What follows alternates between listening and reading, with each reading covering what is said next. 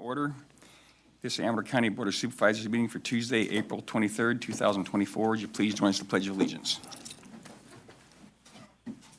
Pledge allegiance to the flag of the United States of America, to the republic for which it stands, under God, indivisible, with liberty and justice for all. Well, thank you. The board met in closed session this morning. We have item 2A, Conference of Labor Negotiators. Direction was given. We also met in item 3, Public Employee Discipline / Dismissal Release. Direction was also given on those two cases. Moving on down, public matters not on the agenda. If any member of the audience would like to address the board, you have a 3-minute time limit, and please sign in and state your name for the record if you would be so kind. Anyone would like to address the board on any issue?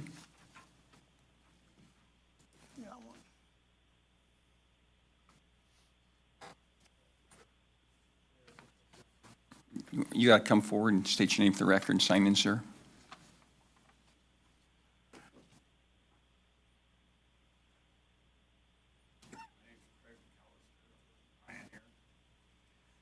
Have problem with neighbors that moved here from Manteca, supposedly, who continually,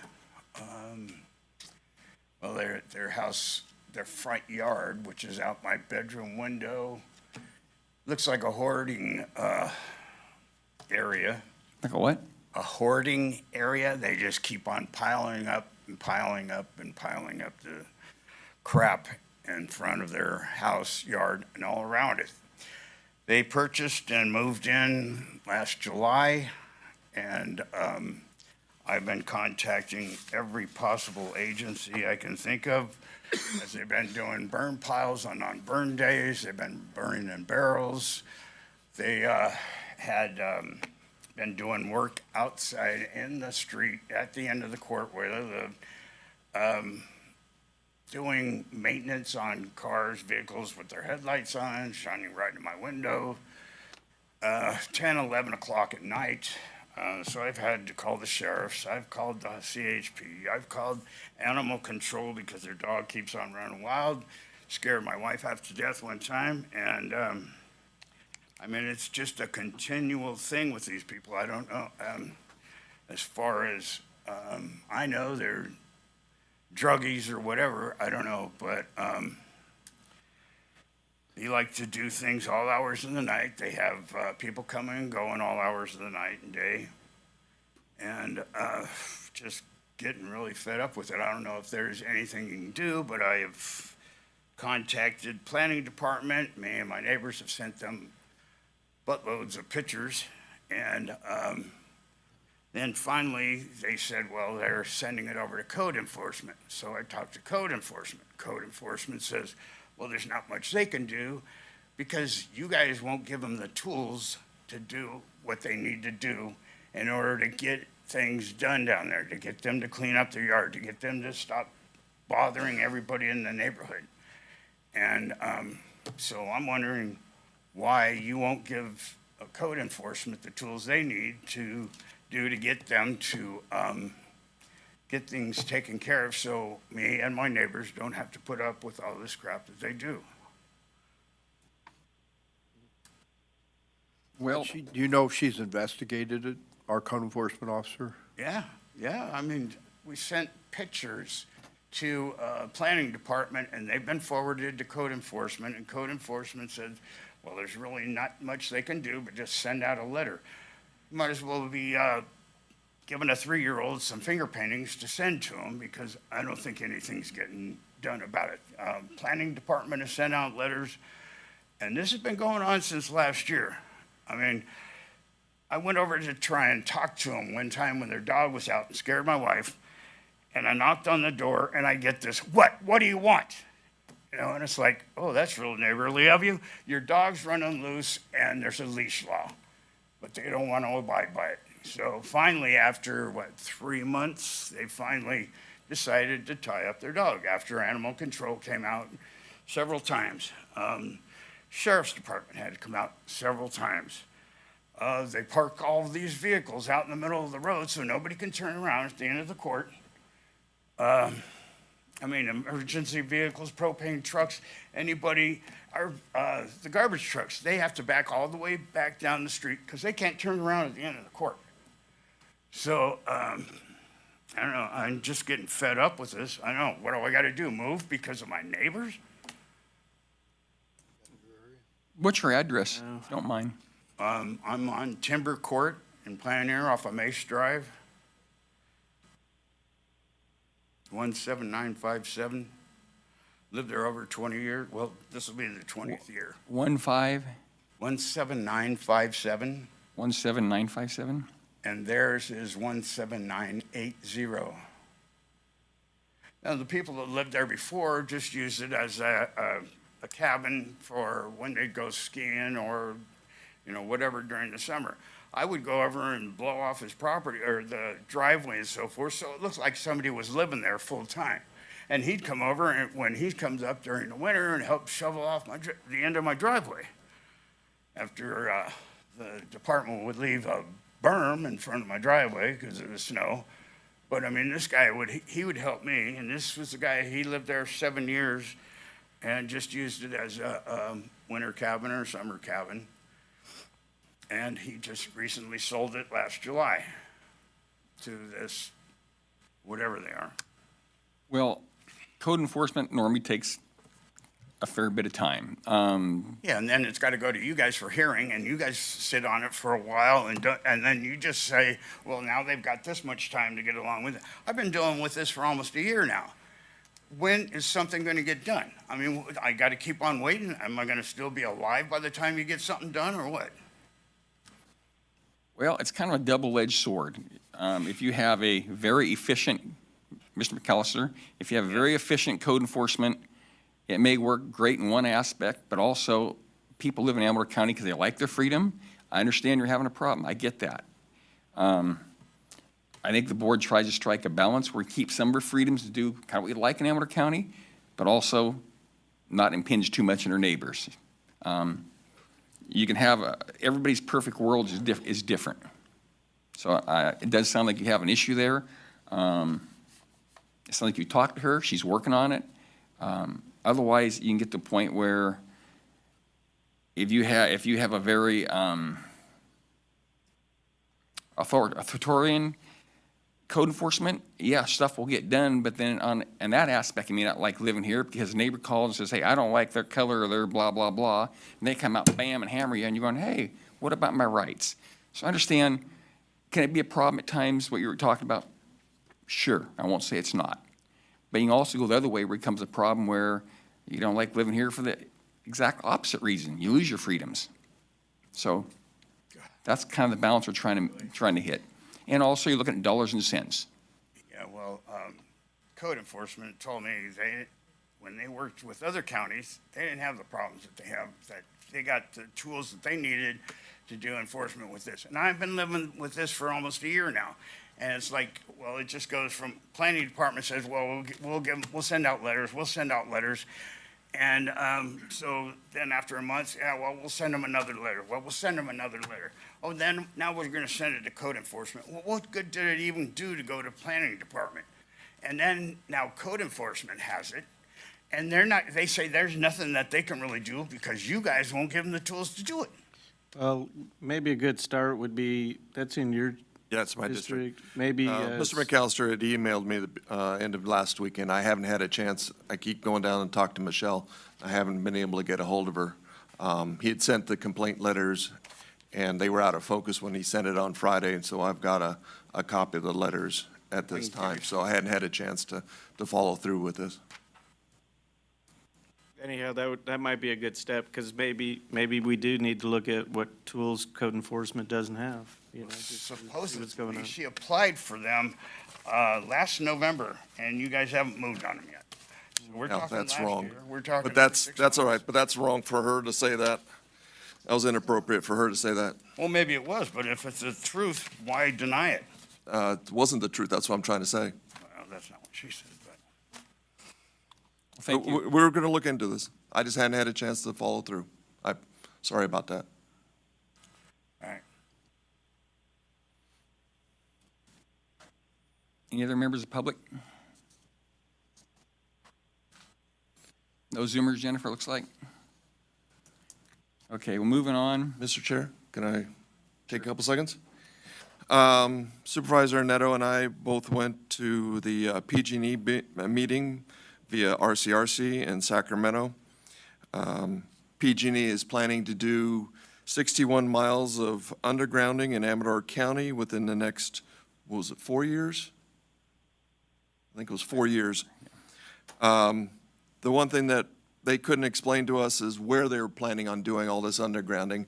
So they're coming up with a new application to verify it so we can see it, and where, so staff can know where things are going. Especially for undergrounding under private roads, they advised everybody to take pictures and to include the county so that when roads have to be damaged, they can be brought back to at least the same quality as they were.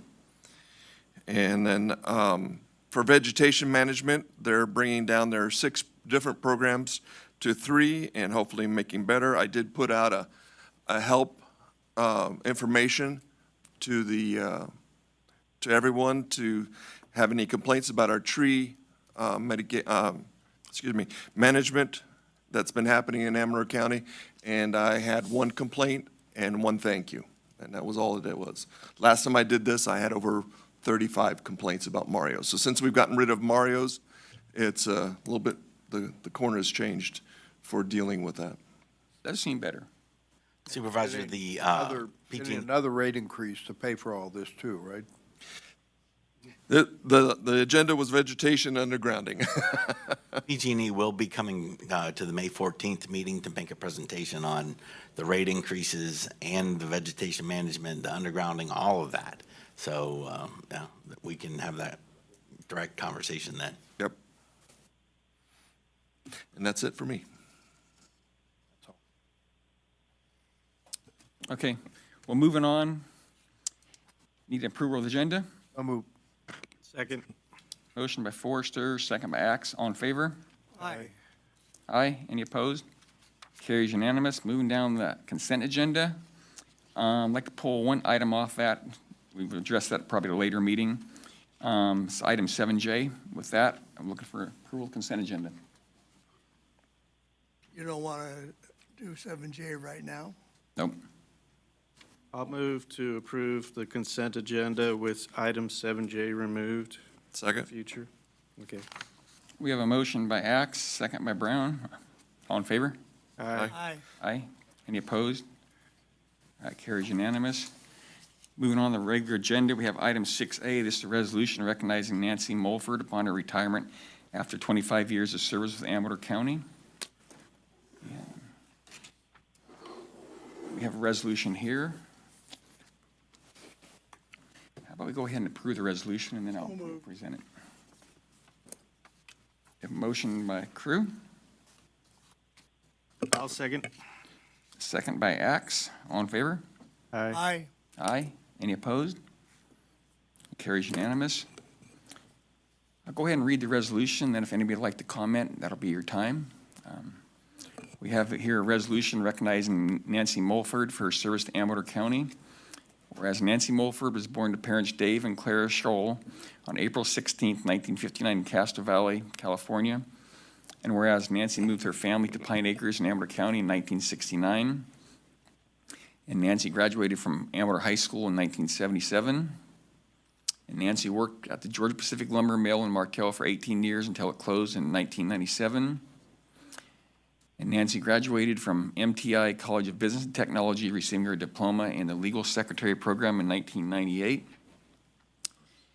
Nancy was hired as a legal processing clerk 1 by the Amador County District Attorney's Office on January 4th, 1999.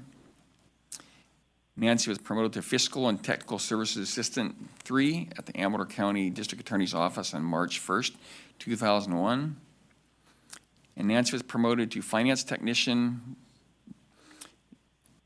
DA on October 1st, 2006. It'd be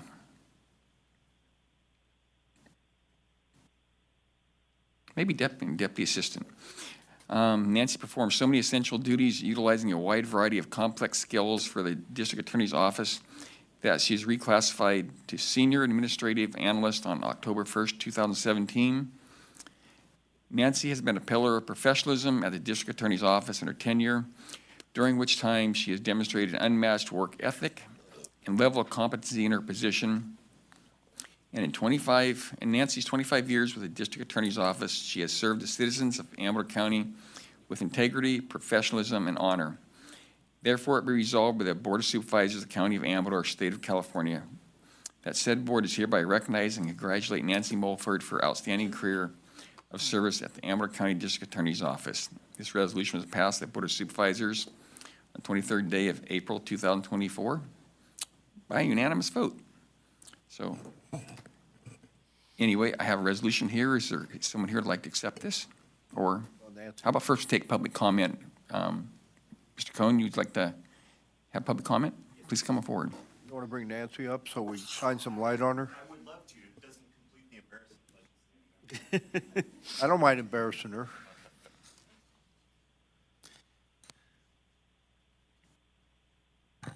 Good morning, Chairman and morning. board members. District Attorney Todd Reeby wasn't able to be here. He had a pre-planned paid trip, so he asked me to step in and read a comment from him. Nancy Mulford, and this is speaking from Todd, Nancy Mulford and I have a couple things in common. First, we both walked through the doors of the Amador County District Attorney's Office on January 4th, 1999, to begin our respective careers of service. Second, we were the same age, although Nancy is a few months older than I am, and I always let her know about it. I'm very fond of Nancy Mulford, both as a trusted employee and as a friend. For 25 years, she's been one of the pillars of the District Attorney's Office, handling all financial matters. She shows up on time, demonstrates an old-school work ethic, and completes a host of varied and complex tasks well, and she does so without drama. Nobody has been a better public servant to the District Attorney's Office or the citizens of Amador County than Nancy Mulford. Selfishly, I was hoping that Nancy and I would walk out of the building at the same time, but I get it. Life is too short and meant to be enjoyed. Enjoy your retirement, my friend. You deserve all the best. District Attorney Todd Reeby. For my part, Nancy, I haven't worked with you long, but I can say that from a management perspective, the amount of institutional information that you have stored in that big brain of yours is scary for me to see walk out the door. I appreciate your work ethic. You've been a great guardian of our budget, and I know you've been a big part of bringing us in where we need to be every year. You've been a great employee from everything anyone's told me, and we'll miss you. Thanks, Brandon. Thank you, Board. Well, hold on there one second. At least for Ms. Mulford, if you could, I have a resolution I'd like to present to you. Okay, What are you going to do in retirement, Nancy? not work. First up, Hawaii. Second up, cruise to Alaska. And then after that, Make sure you find a good hobby.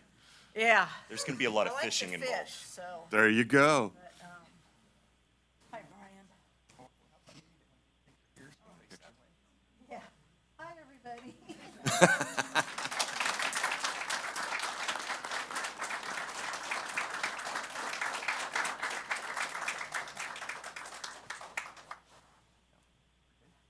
Thank you very much. Thank you, guys. I've been here a long time. Congratulations. When's the last day? Was it in the resolution? Congratulations. Right. I'm choked up. I swore I wouldn't get choked up. Nancy, talk into the mic so that everybody can hear you. This one? Yeah. Yep, either one, either one. You can stick behind the podium too if you want to talk to the audience. There you go. Bend it around. There you go. Hello? There you go. I said I wouldn't get choked up, but I am. I've been at the DA's a long time. I used to work in the mill for 18 years, and they shut it down, and I thought my world had ended. And I was lucky enough to go to school and be retrained, learn computers, learn legal secretary stuff. And I started at the DA's as a legal processing clerk, which was about $8 an hour back then. And Vern Pearson saw something in me, and he trusted me to do the financial part of the office. And so for almost 25 years, just under 25 years, I've been responsible for all the financial. I've enjoyed my 25 years there, but I'm really looking forward to not working and not having the responsibility. And thank you all for coming over. I really appreciate it. Thank you.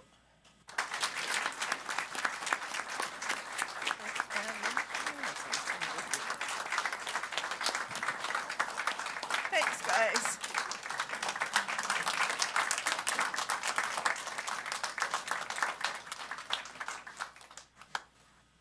Also, Nancy, if you go up to Caples Lake over in the north side, kind of in the east end, my father-in-law used to catch some big mackerel up there. We had good luck on Browns last year at Blue, so we'll stop at Caples on the way up. Thank you. Thank you. Thank you. I think we're gonna clear the room, Yeah, give it a couple minutes. pretty much.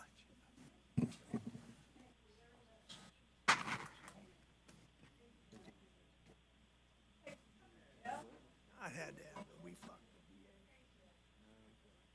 I was glad about that. Not the DA, not his.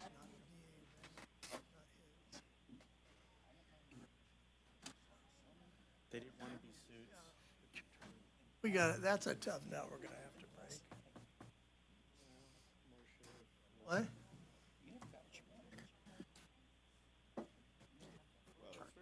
No, They are what they do when they approach you. So, keep working at it.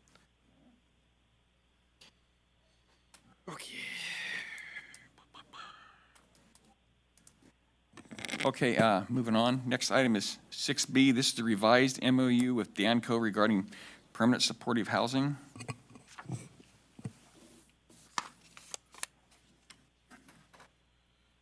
Good morning. Good morning. Morning. So this was an MOU that was originally approved in April of '21. And then Danco had requested an update under the section for the responsibility of the county for the supportive services. In the first MOU, it had just indicated that the Behavioral Health Department would provide the supportive services for the No Place Like Home units, but there are additional units in the project, and the additional 13 units that are also for permanent supportive housing, we would also be responsible for providing those supportive services because some of those folks will probably be our clients as well. And I have Chris on the line, so if there's, on Zoom, so if there's any questions or discussion, or if anything else he would like to add to that. And you can handle this with no problem, or? Yes, and because our thinking is that the majority of the people that are gonna go through the coordinated entry system that we're gonna be referring are people that we're serving already, and they're involved with our services and are getting those supportive services because we want people to be successful and stable, so we wanna continue those services so that they can be successful in housing or in the housing project. And we've actually, because we've gotten additional funding through, for crisis services, through opioid settlement, and also for the justice involved, we've been able to hire additional case managers that will focus on those populations, opioid and justice involved. So then our regular case managers would be able to focus their time on these clients in this project. Is the permanent supportive housing units are going to be reserved for who? For people that are homeless now? No, it's the same. They would go through the coordinated entry system. And the permanent supportive housing is those who, they have been homeless, they're at risk of homelessness, they may be couch surfing, or at risk of being homeless. So it's not like they're homeless in an encampment and then we're pulling them from an encampment. These are folks that, the ones that we're gonna be working with are people that are probably already working with us, and that they're gonna go through that coordinated entry, and that they're ready for permanent supportive housing where they need those additional supportive services. So can you say there's not a big difference between these 13 positions and the other 39? Right, I think, and maybe Chris can explain that, but my understanding is it's the difference between the No Place Like Home units and the other permanent supportive housing is really based on the funding, because for No Place Like Home, that's the funding that we have that we're providing, and then they're getting additional funding and tax credits to help fund the project. So it's similar, but they don't necessarily, for the No Place Like Home units, you have to have a mental health diagnosis, and for the permanent supportive housing units, you don't necessarily have to have a mental health diagnosis. Yeah, thank you. So the only real change of the MOU is on like page 20 in red, correct? Yes, and it's Okay. just to clarify that we would provide services I mean, to that's those units pretty as well. much what has always been part of the proposal, is that there's 13 permanent supportive housing units of the already existing 42 units. I mean, that's, Right. okay. They're just clarifying it, I guess.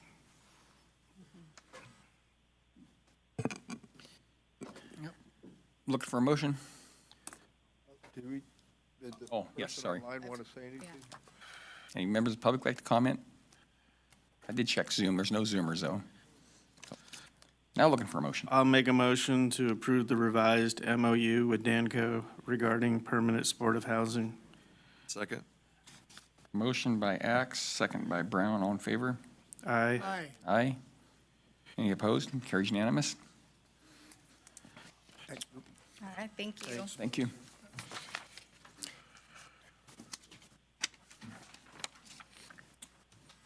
Item 6C, this is discussion of possible action relative to a letter from the board in opposition to AB 2882. CSAC, RCRC, and CPOC have all sent letters of opposition. Mr. Bonini?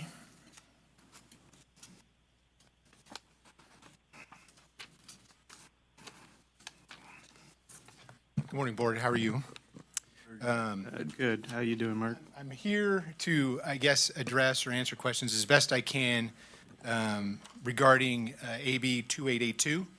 And just to refresh your memory, if you haven't had a specific chance to at least review the bill, this goes back to public safety realignment back in 2011.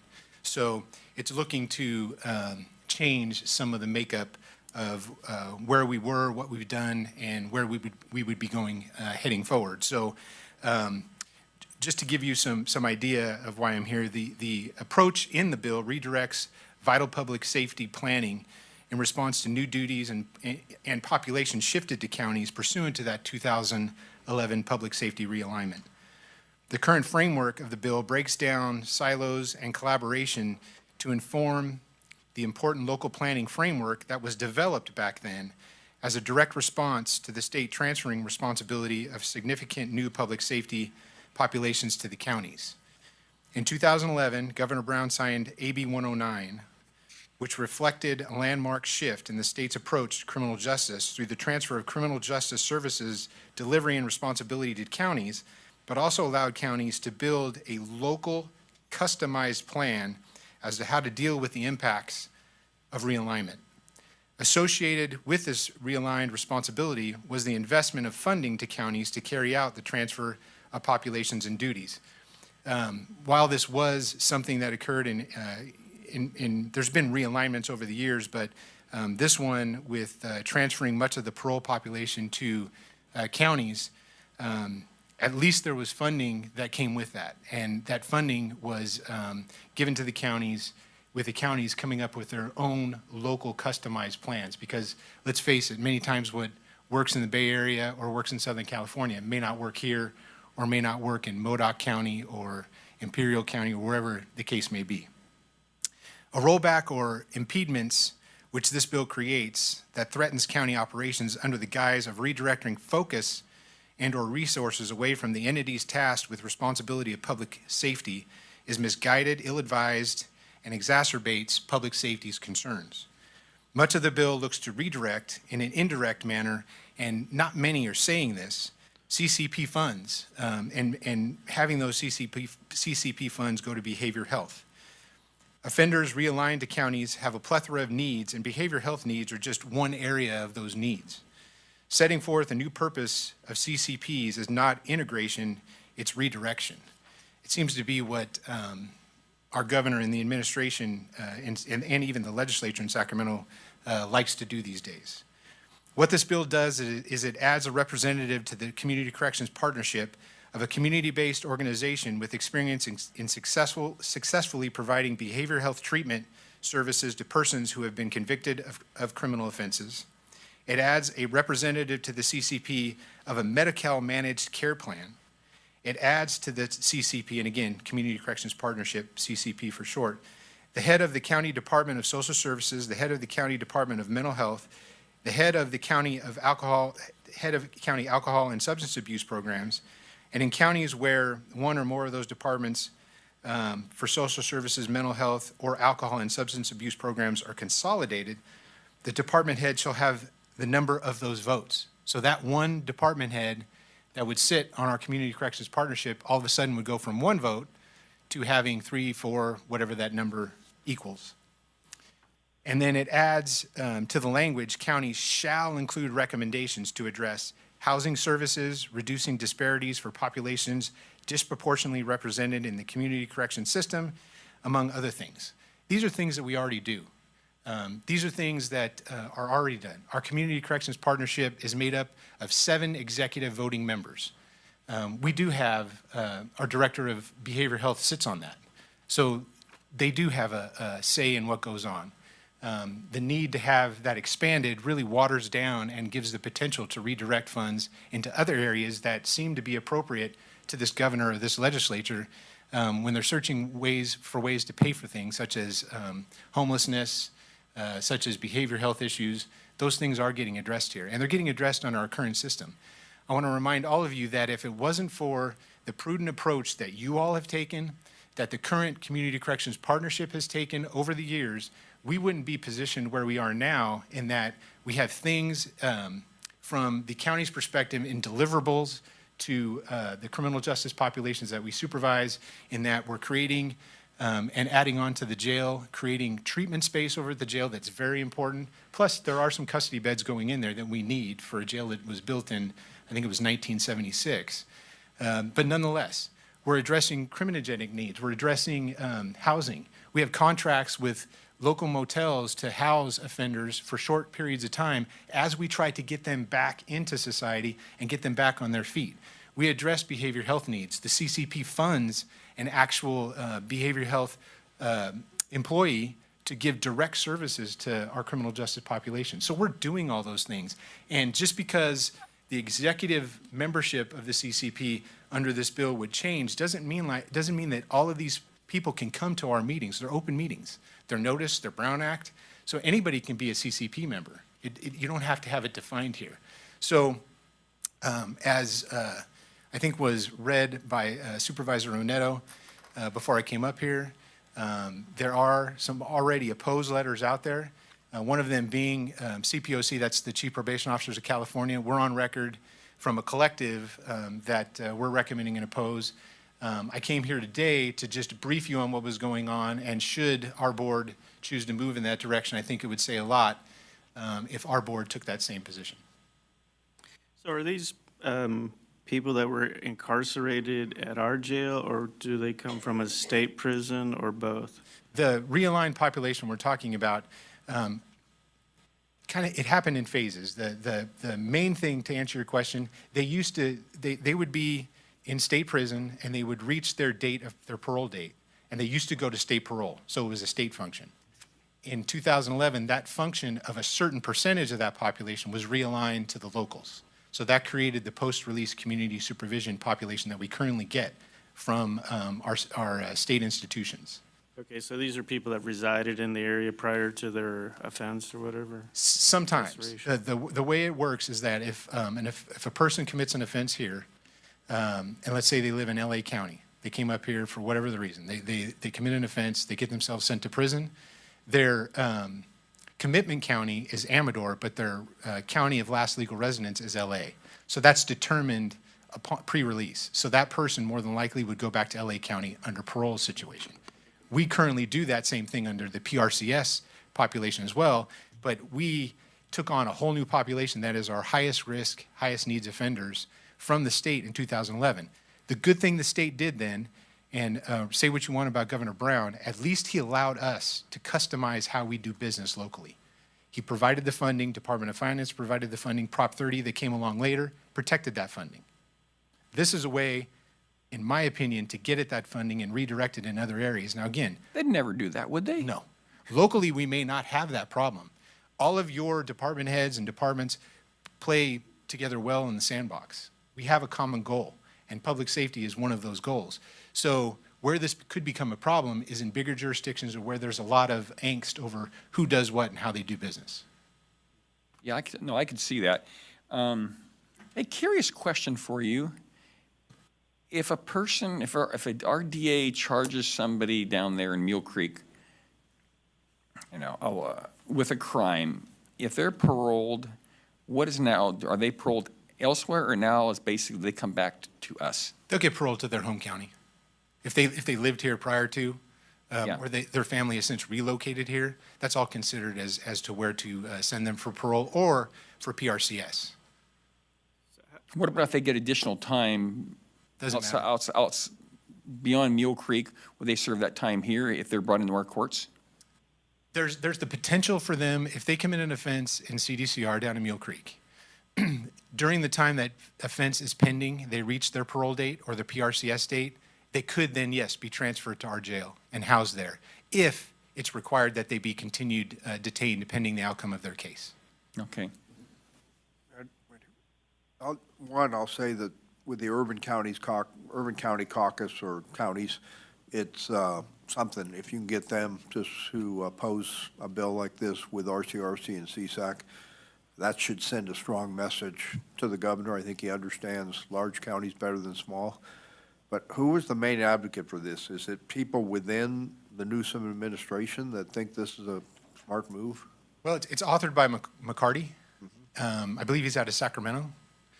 So, I don't know what why or how this is bubbling up. I mean, I have my suspicions that a lot of it has to deal with the never-ending checkbook for everyone throwing money at the homelessness situation, and everyone citing that there's, among that population, there are many of those people in need of behavioral health services, and they don't have enough money to pay for it. Even with the passage of Prop 1, I just don't see it. And They'll never get there. well, instead of allocating funds that they don't have, or they're saying, why don't we redirect what's out there in a way to take those funds from counties that are doing the real work? We're doing this real work. We're keeping people out of custody. We're trying to manage recidivism as best we can. We're offering services. We're doing all that locally. Counties are doing that, and to disrupt that at such a critical time, especially when we're 13 years removed, it just doesn't make any sense. That's the key. When we're in a budget crisis, is not the time to go in and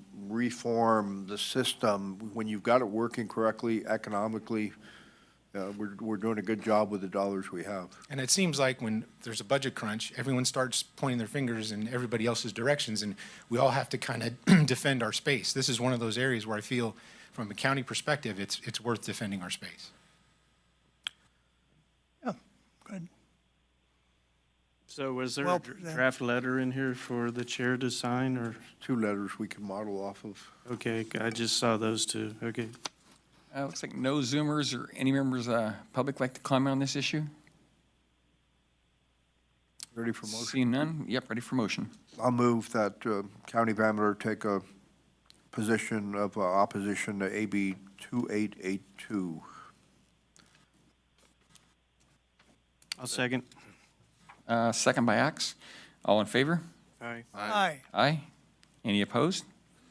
Carries unanimous, and you probably, whoever writes a letter, maybe you write a letter from you folks. And I plan on writing a letter in opposition from myself, my office, as the chief probation officer, so. okay, I'll and maybe get the that to you. board, maybe send it to the board, and we'll send it on for the board also. I'll write the letter like I usually do. Okay? You like With letters. the information that I have from the other two letters, I'll plagiarize with That's- their opposition. That's fine. Yeah, maybe talk to Mark about it too, and before you send it on. But I'm probably going to be back here in a couple weeks anyway regarding another bill that's looking to do the same thing on the juvenile side. And the juvenile money goes back to 2001 and 2007 respectfully as to how we do business locally. And I think we're doing pretty good on that end too. But again, it'll be up to the board to make that decision. You know, it's one thing I will say, Mark, whatever they're doing, and as a society, we're doing, California, maybe the nation, it's pretty obvious it's not working. I think I think law enforcement is doing all they can do, you're doing all they can do, but I think they're gonna have to start at a real young age, and I think just saying no to drugs, pretty obvious is not working. So they got to figure some way to get kids to not get in that damn stuff. That's the key. All right. Once they're in it, it's a squirrel cage. But thank you. You're welcome. Thank you. Have a good day. Moving down, item 6D, discussion of possible action relative to the letter from the board in support of SB 1222, which would potentially improve the prospects for community college in Amador County. And who wants to speak in this? I guess I will. Basically, this bill being carried by our state senator, Alvarado Gil. And I like the idea in some ways. In some ways, I have a little bit of concern because in the past, let me back up a second. I don't mind if there's a way we help get more kids towards college, and maybe if they even wanted to bring a college here, campus, which I don't think will happen, but maybe. I'm a little bit concerned about if we get aligned with a particular college, because there's benefits and there's also you lose some of your freedom for the students to be able to pick what college they want to go to. If you're not aligned, you can go to any college, and it's not really a problem. If we're aligned with a particular college district, then you have to pay higher fees when you go outside the district to another college. And Calaveras County was aligned with Los Rios Community College District, and so that meant they were now obligated to pay on bonds, which that college district put forth to provide campuses. And what happened in Calaveras was they paid a lot of money. I want to say around, off the top of my head, I think at that time it was around $16–17 million, and they'd received no hard infrastructure in Calaveras County. They may have finally got some minor thing now, but they paid a lot of money and didn't get much for it. I don't mind a bill to look into maybe a way to have more college options available here, or maybe even a college, but I wanted to put that on the table. So with that, board have any thoughts on this? Chuck, how about? Well, I was talking to the auditor the other day about this too, and her concern, and which would be mine, and I'm not positive we are correct on this, but if there were a community college district, it would potentially take a slice of our 1%. So right now, 2/3 of our property taxes go to the school board. If there were a community college district in there potentially, depending, I think, on how it's set up, it could also take a share of that 1%, which would, I assume, come out of our share of that 1%, which right now, given the way we are and the levels of service that we have, it would be, we need to grab hold and hold on to every penny we can get. And that's just a concern and something we would be wary of. One thing I'd like to read from the memo we have here from RCRC. They're talking about supporting Senate Bill 1222, and that the measure would require the Legislative Analyst Office to conduct a study evaluating the educational needs and opportunities that exist for the 5 rural counties, and that's Amador, Alpine, Mariposa, Modoc, and Sierra.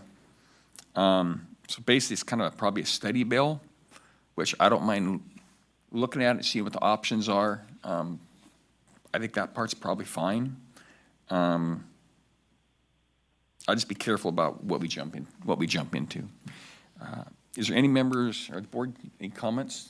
Frank? Well, yeah, I think it was, as you read in the letter, it's a bill to study the opportunities or at least identify how that might work for the rural counties. I think I'm aware of some of what Calaveras, ended up getting into. I'm not sure how all the particulars of it, but I guess they're aligned with the Delta College District, and they did spend money with the expectation of having a campus up here, and that never materialized. I don't know if we'll ever be able to have that kind of campus anytime soon.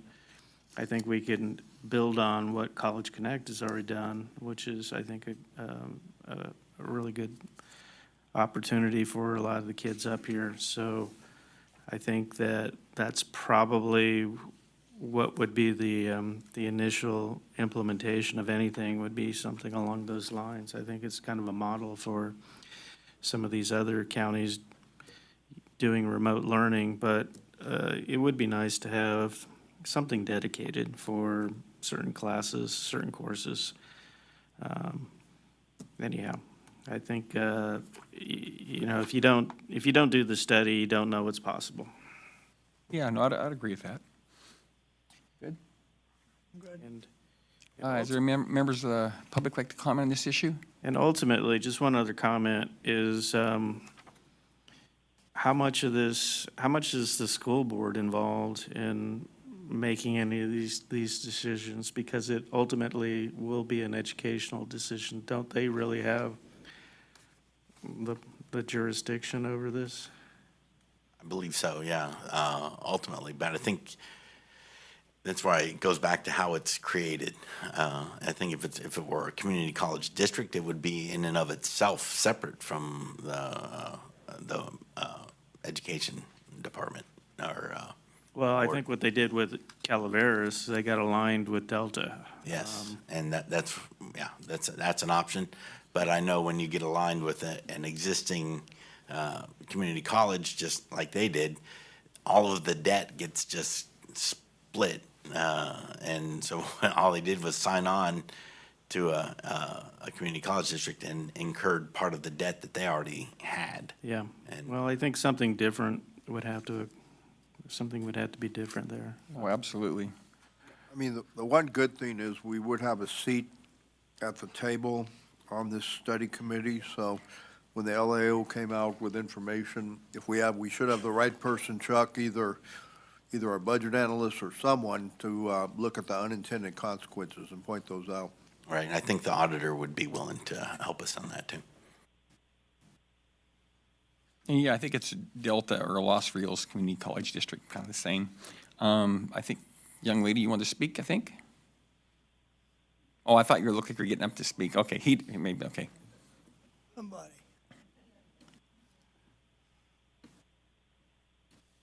Good morning, thank you. Morning. And I didn't have any time to really prepare, and that's okay. I want to thank Supervisor Axe for inviting us to come today. I am here as a friend and partner of Amador College Connect and our esteemed board members. Some of them here have been great to work with over the last few months. And I'm also here as a representative of a parent, and I've got young people going through our school districts, and I've watched a whole generation of kids go through our schools here in Amador and Calaveras since 2012 when I relocated here.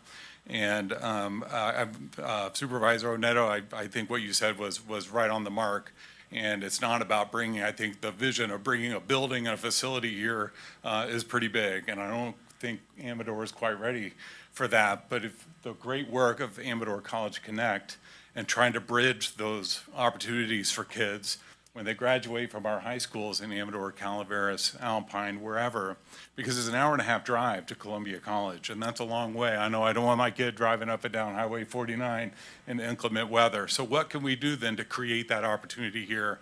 And I think what this bill kind of helps support that. Name? Would you mind state your name for the record? I'm sorry, Andrew Gardner. Okay, thank you. Forget that important part. So all the great work that Amador College Connect is doing, they've got over 200 kids dually enrolled at Columbia Community College, Foothill Community College, and Coastline Community College. They have apprenticeship programs that they offer, and we just recently got awarded funding to create 2 career pathway programs in education and engineering to help meet those regional needs right here. So no, we don't need a community college to do that, a building, but we have a great team here, we have a great network, and frankly, I don't think that this model exists anywhere else. So we have something really unique in Amador County with Amador College Connect and the Amador Community College Foundation. So I think we just have a lot of opportunity to build on that program, on that system that already exists, to continue creating these opportunities for workforce development and career education in Amador County. Yeah, Andrew, you might want to explain to the board about the grant. You've kind of touched upon that, the amount and. Yeah, thank you, How Frank. recent it is. So over the last few months, I've been working with the Amador Community College Foundation to develop programs in accordance with Columbia College, Yosemite College District. It's the K-16 Collaborative. The objective of that money is to create pathway programs. There were 3 different ones: education, engineering, computer science, and healthcare. And Amador College Connect was awarded 2 of the pathways, one in education and one in engineering and computer science.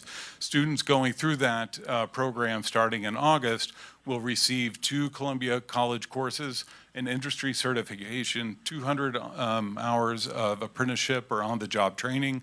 Our industry partners, of Volcano Communications Group, which are going to be providing that work-based learning through their company, and then in the education, the Amador Child Care Council will be providing that work-based learning portion of that. Amador College Connect then has the opportunity to really support those student cohorts going through those, providing them tutoring services, supplying a place for them to have a learning environment. We're going to either have an in-person Columbia College professor there at the center to do the courses, or we can live stream the courses from Columbia, so we have direct access to that. We're really excited about being able to bring those opportunities here to Amador.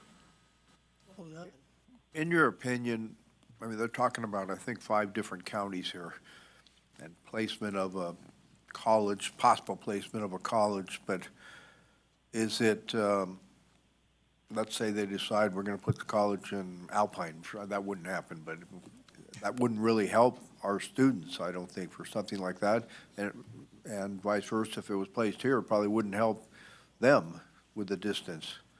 So what is, in reality, would come out of this bill?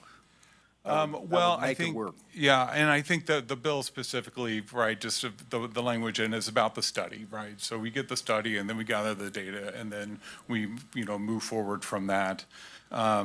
I know the senator, just in my conversations with her, also has young children, and she is facing that same challenge I'm facing. We don't want our kids driving up and down the roads just to try to get that education. So I vision, I mean, for what it's worth, I would love to see like little satellite campuses, and we don't need the big thing.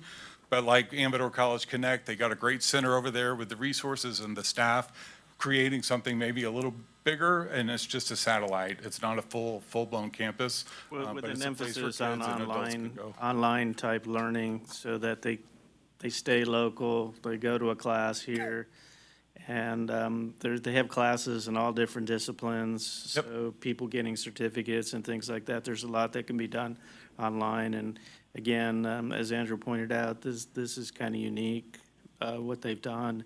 And this could be rolled out to all of those counties in some form like this. And that would be a good step. And, clearly, certain classes, they're probably going to have to go in person somewhere. Maybe they'll have to do that. But some of the other classes, they can probably get under their belt by doing it this way. Yeah, and I hear your concerns, because I had some of my kids for a couple years, they went over to Folsom, and they were bombing across Latrobe Road, and that's kind of, That's even worse. oh yeah, you're glad every night when they came home. Like Truckee Community College, they have a satellite campus just outside of Sparks, and it's a wonderful campus. I mean, I've attended some trainings there for other things, but, you know, it feels small, but you can tell they get a lot done there. Okay, well, thank you, Mr. Gardner. Thank you very much, Board. Appreciate it. Any other members of the public? You're not going to speak, Karen? We got a speaker. Oh, we got a race going on here.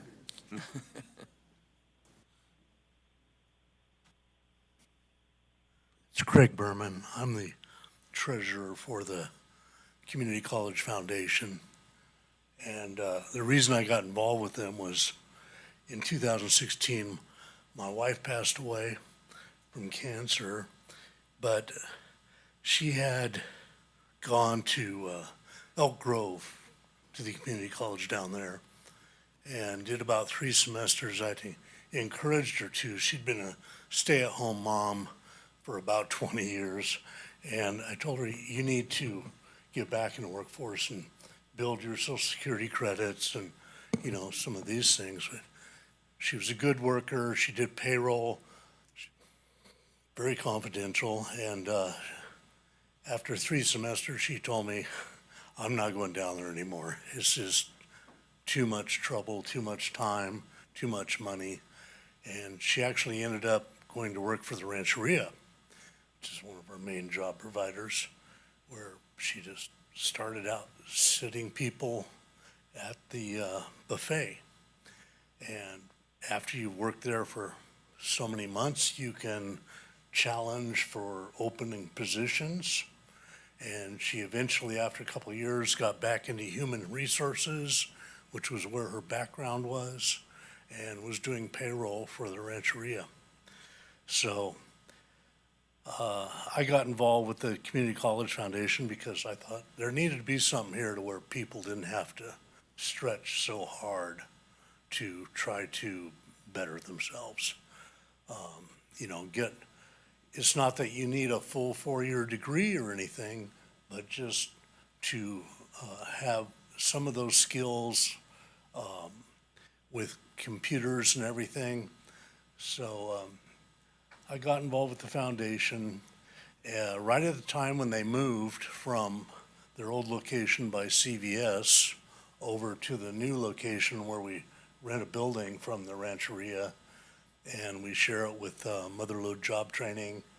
And now I think Mountain Oaks has moved in. We're 3 different groups sharing it. And, you know, one of the things about the foundation is, you know, we're not an accredited college. We just aid students to get registered into accredited colleges. So it makes it hard for us on the money raising end, because anyone that's giving money to an educational group, college level, they want to see accreditation, and we don't have that. So, you know, we rely more on things like the banks are giving out lots of grants. The county gives us money for the Mental Health Securities Act, and we get money from some from the school district, but a lot of the money has strings attached to it. So we have to operate, you know, in the building, our payrolls, business equipment, everything else, internet service that we need. And it's, you know, it's just daunting to keep it going because a lot of the money coming is dedicated to specific educational goals. So one of the things, you know, you think about, well, what could the county do to help? They're already helping us quite a bit.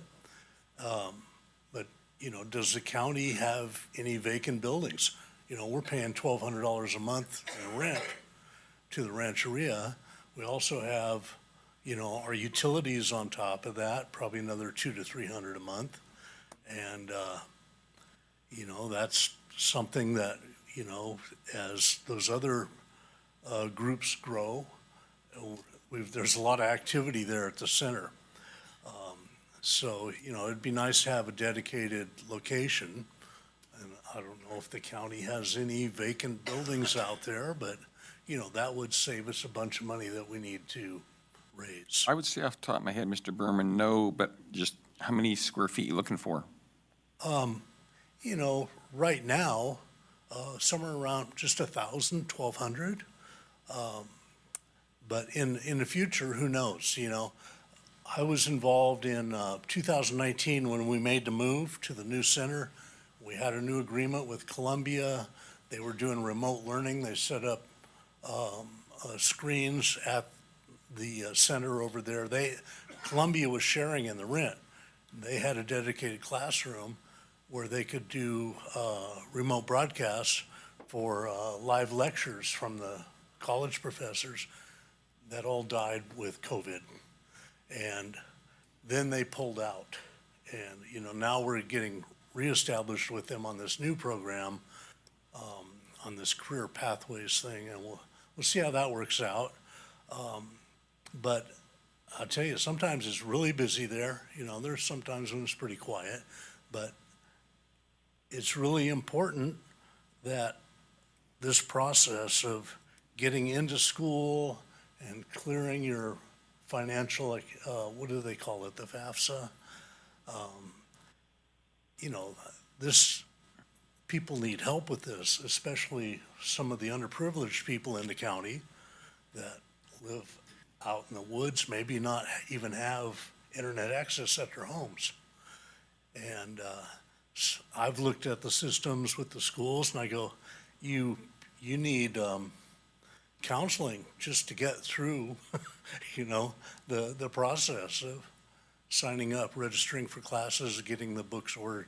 Basically what we're doing is paying tuition and books for all these students. So anyway, it's a really beneficial thing, and I think anything that the county can do to help will pay off in the end. I mean, it's a large part of economic development. You know, I've heard of employers, major companies not coming here because they felt like there weren't enough employable people in the county. And, you know, we have a little bit of a hedge against us with the number of retirees up in the upcountry, but, you know, it's. Yeah, and Chuck, we don't have any space vacant like that even close, do we? The only thing really that I think of is we've got part of Suite 500 over at HHS that's available. It's open. Well, anyway, that's just a thought on my part. Okay. But yeah, I haven't shared it with the others here. So it might be a surprise to them. But, you know, that's a major cost. Insurance is a major cost.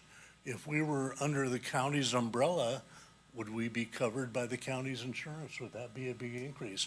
Because we got canceled by all of our insurance companies last year. We had to go out and find new insurance for everything. And of course, more expensive. You know, the mill burned down over there right in our backyard.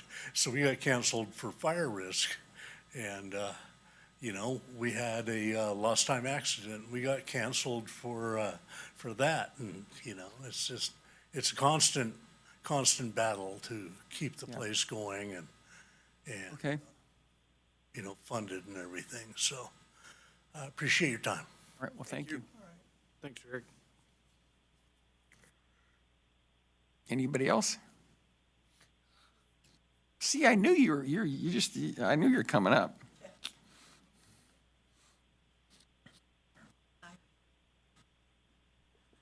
I'm Karen Dickerson, and 11 or 12 years ago, Supervisor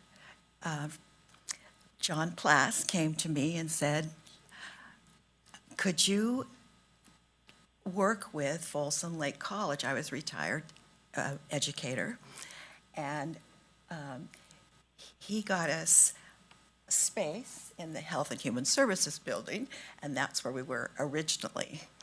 And so at first, the idea was that Folsom Lake had some professors that they were coming up to teach up here, and they had a grant from the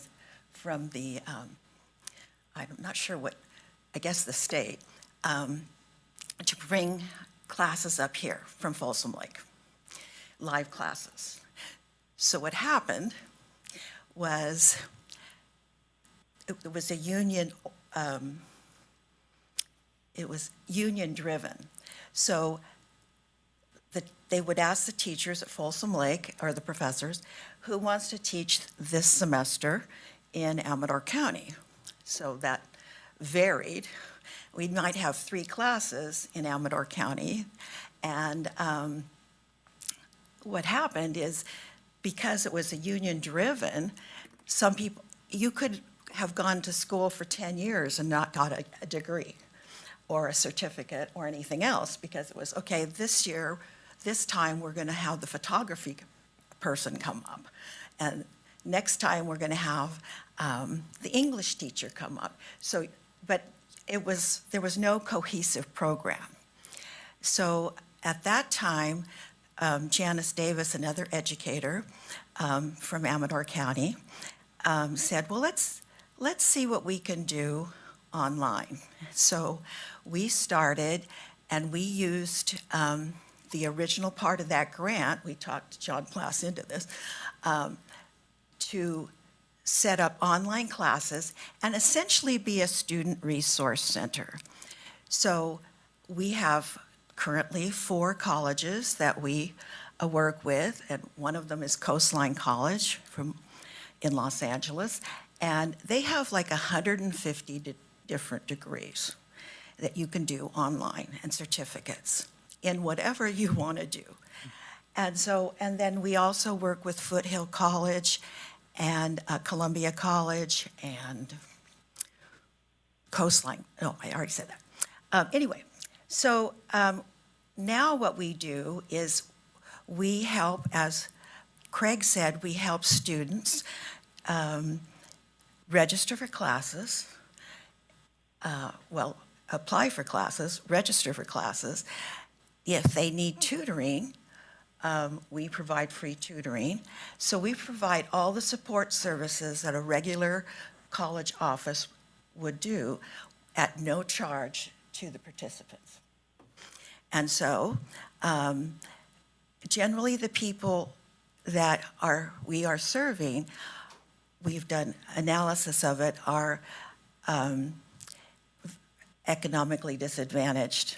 And so we are taking a lot of these people off of the welfare rolls by providing these services. And we're getting them, they're getting jobs through us. We have a whole list of services, and sometime we would like to make a more professional presentation than I'm doing now to the board. But anyway, we just want this study report, because we'd like to have the information that we need to get other funding and things like that, to put some kind of a small a small space, and be able to bring professors here or attract people, because some of the professors live here, and so they're commuting out to other schools. So anyway, thank you for listening. Well, thank you, Karen. Thank you. No Zoomers, looks like. Any other members of the public?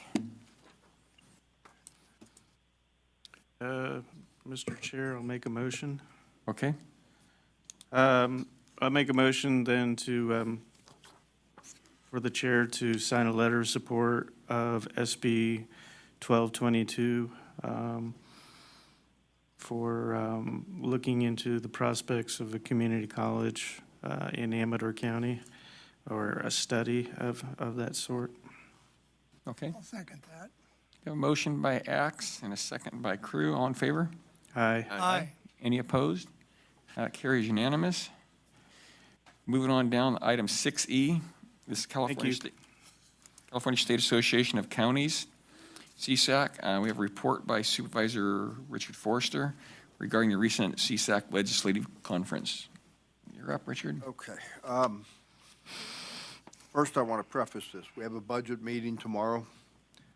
Yes. When I got on the board and started going to CSAC and RCRC, I think I was going to both of them. Started out with RCRC and then CSAC, but I either paid for it myself to begin with, or then it's coming from my discretionary fund now, or it was paid by the organizations when I was going through the chairs of those organizations. I think for continuity, there needs to be some money budgeted, not out of the supervisor's discretionary funds, to help supervisors go to these events. Just a reminder of how we got here to this point. So we used to have a fund that was that set aside for travel for the supervisors. But then that fund was drained by one supervisor. And so we decided to split it up, so each supervisor had their own travel fund and was combined with the discretionary fund, and the discretionary fund was increased. So we can do it if you would like to increase it. The problem I have with that is I utilize my discretionary fund for going to conferences and things that are beneficial to the county and back to this board. Other supervisors are able to take that money and use it out in the community for benefit. So I think there's some disparity there that needs to be resolved, and I think the monies need to go, like Supervisor Brown, I assume, will be the CSAC rep after this to fund him to go to things like the legislative conference. You can't fund everybody, I agree with that. And you have to be careful. I may go to the National Association of Counties Conference this year. That's one that you have to use common sense. Should we be funding that? Is there great benefit there back to the county? I think locally, like the CSAC conference this year, it's beneficial. A lot of good information comes back. But you'll hear the report here. There's just a lot of beneficial information that I get. That's why I want to bring it back to this board. So, Well, however the board would like to do it, direct me and we will make it so. okay, it was a good legislative conference. I find they really pack it full of meetings, 5 policy meetings. I went to all of the policy committee meetings. They want you to go over and lobby at the Capitol. I find it's probably the worst time to lobby.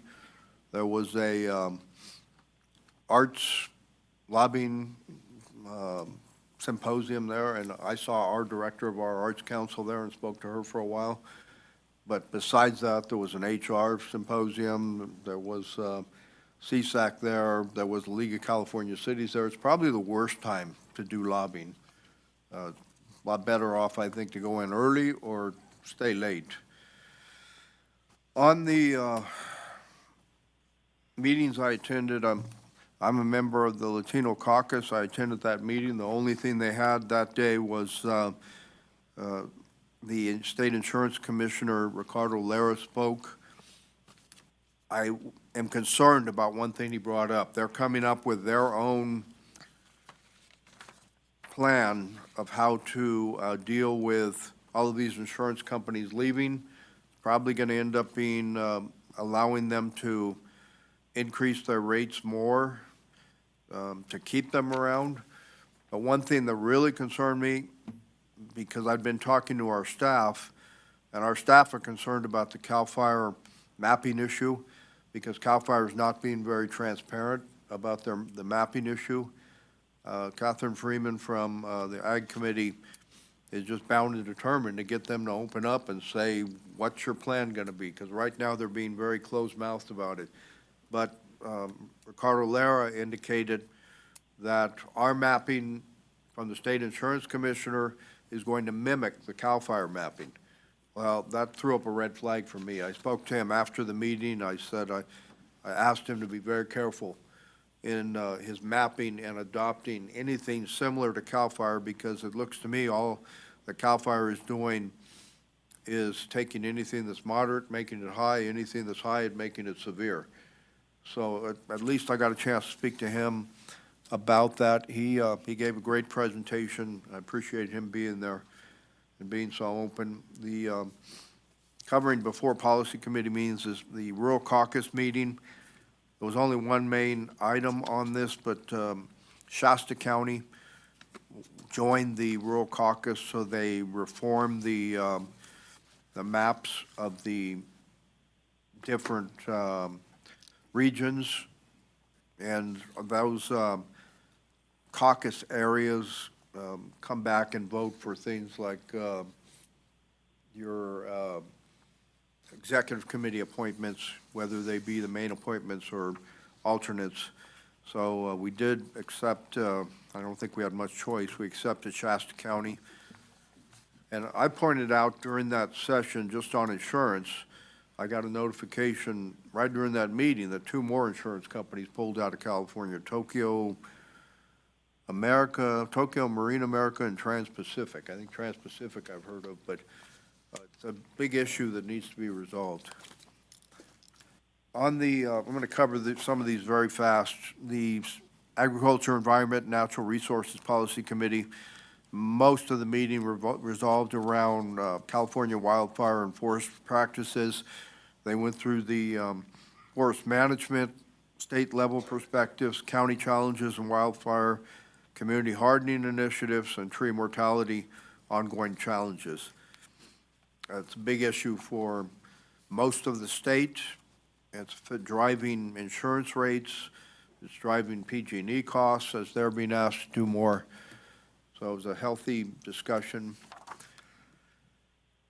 And on the Health and Human Services Policy Committee, really the most interesting thing out of this committee, they did discuss the CalAIM Justice Involved Initiative and planning and implementation, but I got more out of that meeting with Supervisor Holly Mitchell, who's out of LA County. She used to be a state assembly person and state senator.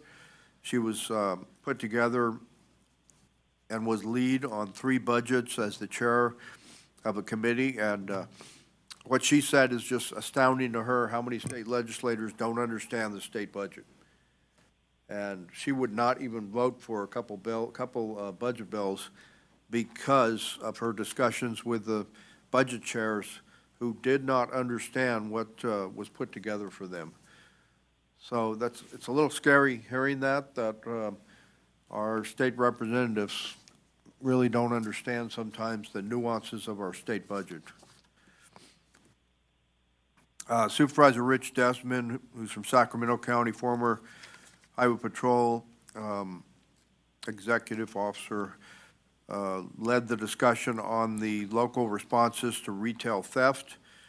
This whole discussion, we had Sacramento County DA Thien Ho and Yolo County Chief Public Defender Tracy Olson, both experts in their fields, both long time in their fields, but they were talking about the initiative that's being sponsored that DA Reby is behind. It was pointed out that the Yolo County Chief Public Defender, she had a lot of stats. I sent I have the presentation from her. You might want to take a look at it. I'll have it forwarded. But much of her presentation talked about other countries and detention rates in other countries.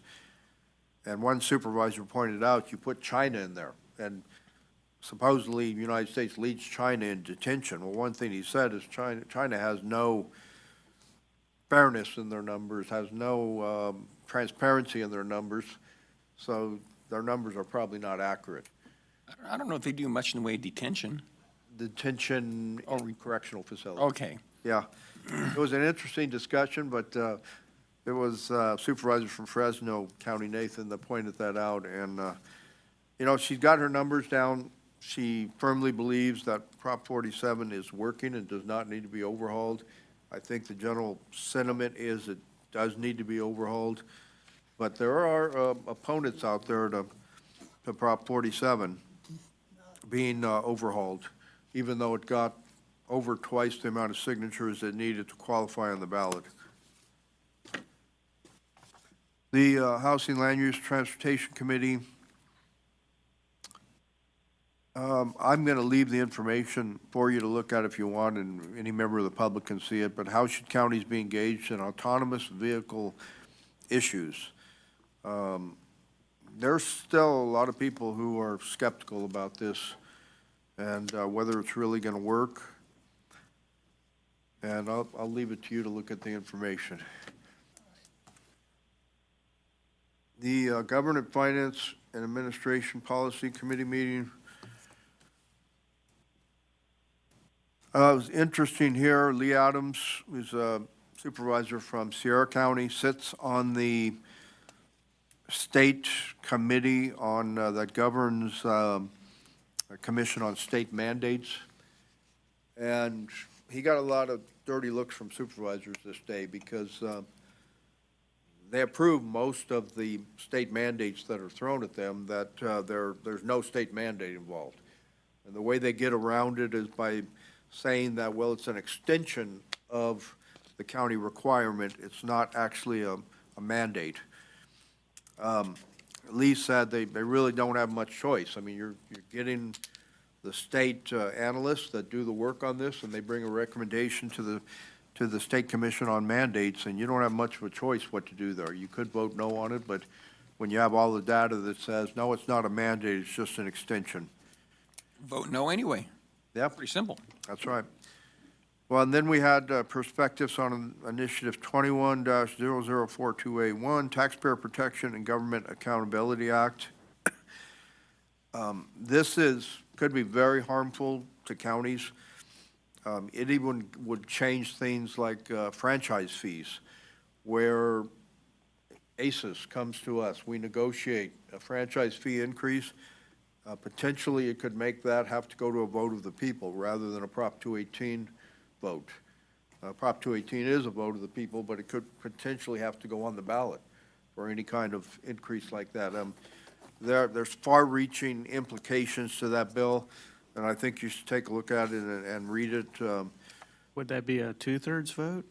The people? That's the other question, and that's what I'll get into now. There's Have piles of garbage piling up everywhere. Well, there's several votes that CSAC took a position on action items. Assembly Constitutional Amendment by Aguilar Curry, Assembly Constitutional Amendment 1, which is 55% vote for Local Affordable Housing and Public Infrastructure Act. This is kind of an extension of what school districts have now, where they have a 55% vote. The CSAC Board of Directors did take an affirmative position on that ACA 1. And then there were a couple other votes that were taken. Assembly Constitutional Amendment 13 by Ward, Protect and Retain the Majority Vote Act. And all the backup information is here. I'm trying to make this short as possible. But this measure constitutional amendment would require that any ballot initiative that seeks to raise a vote requirement to be approved the same portion of votes the initiative would require. For example, if ACA 13 were in place, an initiative that would raise vote requirements from a simple majority to 2/3 of the vote would require approval by 2/3 of the voters. The CSAC Board of Directors voted affirmatively on that bill, on that support position. And then just other bills to watch. CSAC's taking opposed positions. One we just covered, McCarty, AB 2882, AB 2561 by McKinner, local public employees, vacant positions. This is a horrible bill. The measure would require counties with bargaining unit vacancy rates exceeding 10% for more than 180 days to produce, implement, and publish a plan to fill all those positions within 180 days. You know, when you're in budget crunches, you don't fill positions. That's the whole reason you don't, to balance your budget. And just a horrible piece of legislation. Another horrible piece of legislation, 2557 by Ortega, local agencies, contracts for special services and temporary help. Performance reports would require contracts for special services to include specified performance standards and requirements beyond those required for represented employees. And then 2489 by Ward. This one also involves contracting that would limit the ability of counties to enter into contracts for special services if a county employee performed that function at any time in the prior 10 years. So just horrible piece of legislation driven by the union mentality in Sacramento. So with that, I think that's all I have for you today. And I'll have all this information upstairs if any board member or member of the public wants to look at it. Well, I was waiting for the good news. Well, good news is CSAC has some top-notch staff, I'll tell you. They're, I meant coming out of Sacramento. I know. But our staff are really being diligent, doing a good job in advocating on our behalf and on opposing bills when they come out and are really bad for counties. Okay. Well, thank you, Richard. No Zoomers, any board comments? No, it's a lot to take in. All right, well, thank you. Moving on, now we got minutes for April 9th, 2024. I'll move to approve the minutes. Second. Just like any minor corrections? I didn't see any, Okay. although, did I make all those motions? So a motion by Axe and a second by Forster, I believe. Yes. All in favor? Aye. Aye. Aye. Any I did opposed? see Supervisor Axe. The more I think about it, the more he did make all those motions, seconded by. I did make a Supervisor Brown. number of them. I was on a roll there, because they were, I Carries think there were unanimous. 3 of Well, those. It carries unanimous. I did have one question. I'll talk to the clerk about it, but I wasn't sure in a vote, but anyway. So 7Js is tabled? Yep. Okay. With that, Oh, okay, it just got tabled, okay. Can I say one more thing? Sure.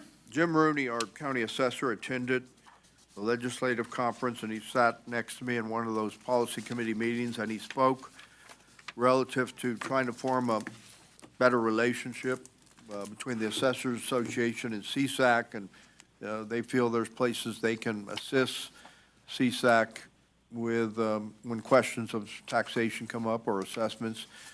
So he did a good job down there representing our county and his association. okay.